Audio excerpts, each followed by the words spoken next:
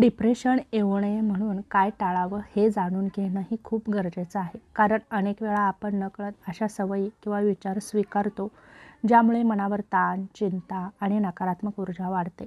खालील मुद्द्यामध्ये आपण शारीरिक, मानसिक, सामाजिक आणि आहारविषयक सर्वच बाजूंनी जाणून घेणार आहोत. पहिलं महत्त्वाचं म्हणजे मानसिक आणि भावनिक स्तरावर कोणत्या गोष्टी टाळाव्यात. जसं की नकारात्मक विचारांवर वारंवार लक्ष न देणं, मी काही करूच शकत नाही, माझं काही होणार नाही, सगळं खूप वाईट आहे, असं जर विचार तुमच्या मनामध्ये येत असतील तर मेंदूतील सेरोटोनिन कमी होतो. यावरती उपाय म्हणजे दररोज सकाळी सकारात्मक वाक्य म्हणा, जसं की आजचा दिवस खूप सुंदर आहे, मी मजबूत आहे. स्वतःची इतरांशी तुलना करणं सोडा. सोशल मीडियावर किंवा नातेवाईकांशी स्वतःची तुलना केल्याने आपला आत्मविश्वास कमी होतो. त्यामुळे कोणाशीही तुलना करू नका. स्वतःचा विकास स्वतःशीच तुलना करा. कालपेक्षा आज किती पुढे गेलात हे पहा. भूतकाळात अडकून राहू नका. त्यावेळी जर असं केलं असतं तर अशा विचारांमुळे मनाला विश्रांती मिळत नाही. यासाठी तुम्ही ध्यान, प्राणायाम करा आणि लेट गो या तंत्राचा वापर करा आणि प्रत्येक दिवस नव्याने सुरुवात करा. नवीन संकल्प करा आणि ते आचरणात आणा. स्वतः व्यक्त न होणे, मनातल्या भावना दाबून ठेवल्याने मानसिक दडपण वाढतं. म्हणून जवळच्या व्यक्तींशी बोला किंवा डायरी लिहा किंवा कला माध्यमातून जसं की चित्र, लेखन यामधून तुमच्या भावना व्यक्त करा. सतत नकारात्मक बातम्या किंवा सोशल मीडिया पाहणं टाळा. हिंसाचार, राजकीय ताण, नकारात्मक पोस्ट या गोष्टी मनावर भार टाकतात, तेव्हा यांच्यापासून दूर राहा. दिवसात मर्यादित वेळेतच बातम्या पहा. सोशल मीडिया डिजिटल डिटॉक्स ठेवा.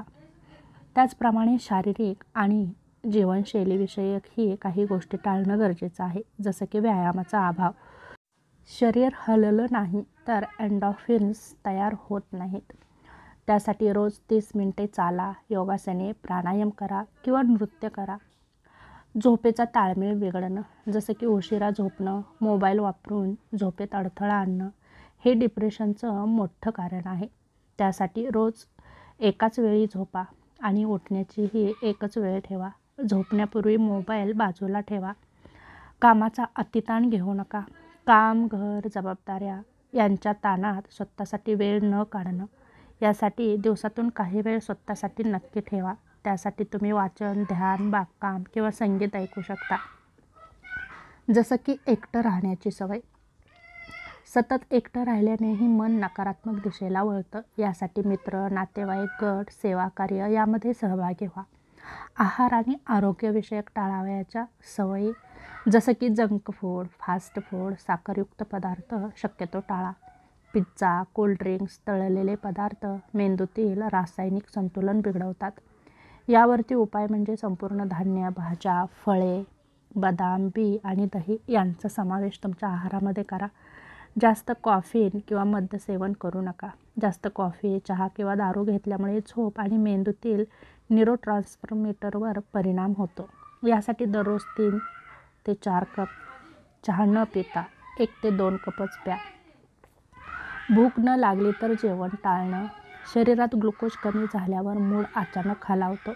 यासाठी वेळेवर हलका पौष्टिक आहार घ्या. त्याचप्रमाणे सामाजिक आणि नातेसंबंधातील काही गोष्टी टाळणं गरजेचं आहे. जसं की विषारी नातेसंबंध टिकवणं. जे लोक सतत टीका करतात, कमी लेखतात किंवा नकारात्मक ऊर्जा देतात त्यांच्याशी जास्त वेळ घालवू नका. त्यांच्यापासून दूर राहा.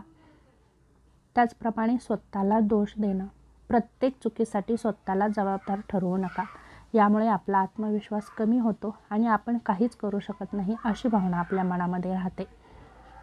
डिप्रेशन टाळण्यासाठी सर्वात महत्त्वाचं म्हणजे मनाला जपणं गरजेचं आहे. जसं आपण शरीराची काळजी घेतो तसं मनाचं आरोग्य टिकवण्यासाठीही सकारात्मक विचार, संतुलित आहार, पुरेशी झोप आणि स्नेहसंपन्न वातावरण अत्यावश्यक आहे. आणि हे सगळं आपल्याला जाणीवपूर्वक करावं लागतं.